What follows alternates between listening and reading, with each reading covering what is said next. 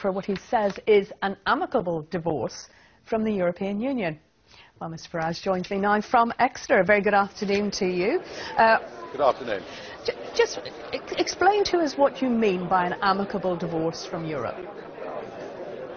Well, we don't want to be part of a political union. You know, my parents' generation had a referendum on whether we stayed part of a common market, and what we've got is an organisation that costs us a fortune and now makes 75% of our laws.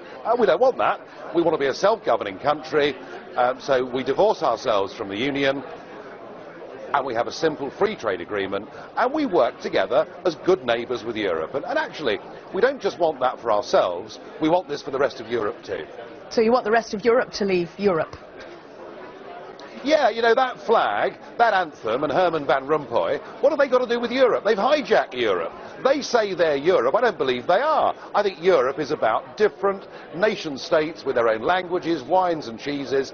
It's the most fantastic continent on earth because of its diversity. The last thing anybody wants is for it all to be bundled up together, governed by grey, unelected bureaucrats in Brussels, who now, if you look at what's been happening in Cyprus in the last week, behave like bully boy dictators. The whole European project is not working, and the Eurosceptic views that I've given this morning are now ones that you will hear the length and breadth of the European Union. You mentioned Cyprus there, and given that the latest we're hearing is a possible 25% tax on higher savers, people with a lot of money in the banks, what do you make of that?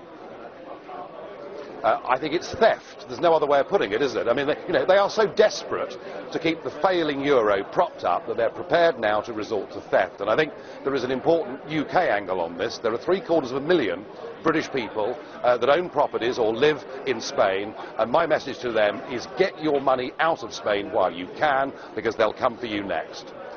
You mentioned in your speech about the other parties and what they were in politics for, and you said you should be in politics for principle, which I'm assuming you believe you are.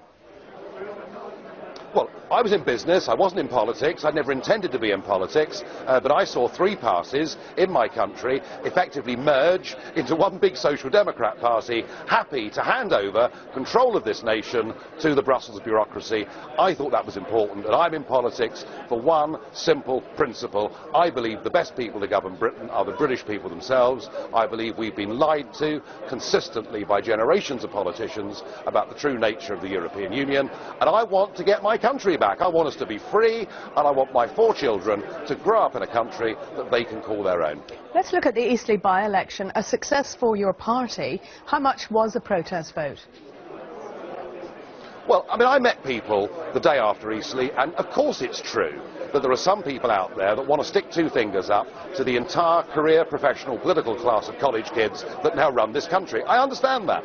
But most people were voting for us in Eastleigh because they looked at issues like jobs and housing, which were uppermost in their minds in that town, and they agreed with us that uncontrolled immigration, the pressure of numbers, has made getting jobs for unskilled youngsters very much harder, has made getting on the housing ladder, in many cases, virtually impossible. There is a chronic shortage of social housing too.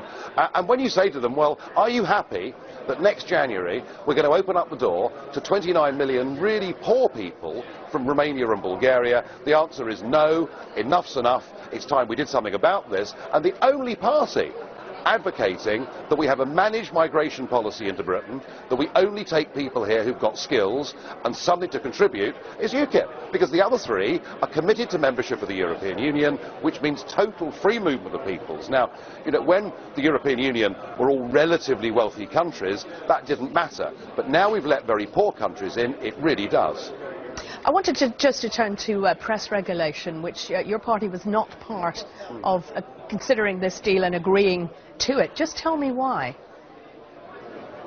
Well, I mean, I'm the first to say that there were some awful abuses of the tabloid press, and indeed, you know, my name's on the list. I'm one of the people that was hacked, and I wasn't very happy about it, or by what was written about me.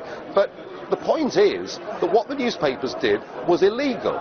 There was already legislation covering that, and whilst I know that it's time-consuming and slightly financially expensive, we have had legal recourse over this.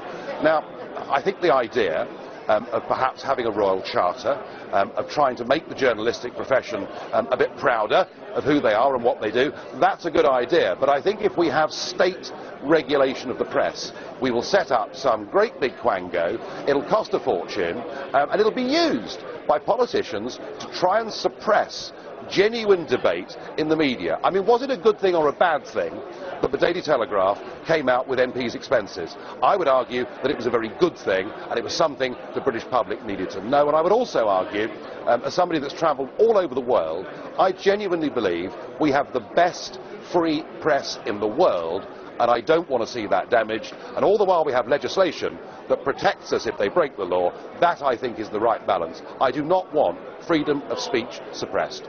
You had dinner apparently with Rupert Murdoch recently. Would that not be seen as maybe perhaps getting a bit too close to the press? Well, I think if you work in a business like politics, you meet all sorts of people. And I was very happy to be invited to have dinner with Rupert Murdoch. He's a remarkable guy, you know, 82 years old, running a global media empire. He's an impressive guy. And I guess one of the most interesting things about politics is you do meet people like that. And did he come on board for your message?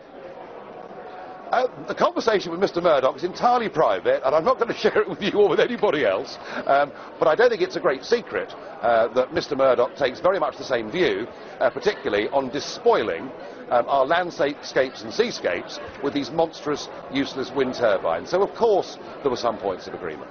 OK, Nigel Farage, thank you.